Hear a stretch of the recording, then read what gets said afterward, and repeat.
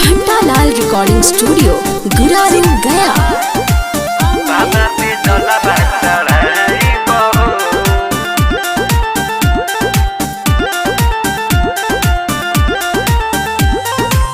चल न भोला के नगरिया लेके कान्हे कवरिया। चल न भोला के नगरिया लेके कान्हे कवरिया। सावन के पावन महीना बयाइल भोला से अरजी लगाई बहो। सोचले बानी हम पहिला सोमारी बाबा पे जलवा चढ़ाई बहो।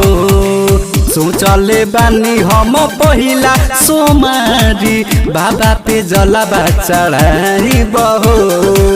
बाबा पे जलवा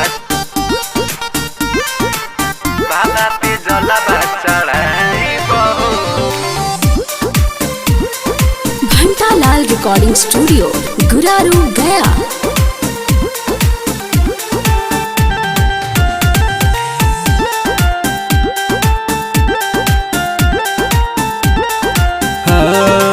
महिमा बा भारी भोला त्रिपुरारी सबका श्रद्धा पुरावेले।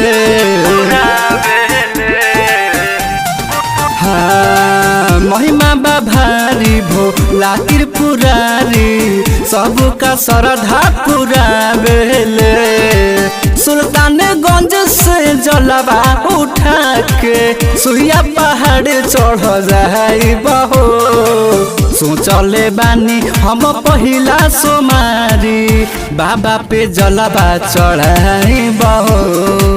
सोचले बानी हम पहिला सोमारी बाबा पे जलवा चढ़ाई बहो। बाबा पे जलवा चढ़ाई बहो। बाबा पे जलवा चढ़ाई बहो।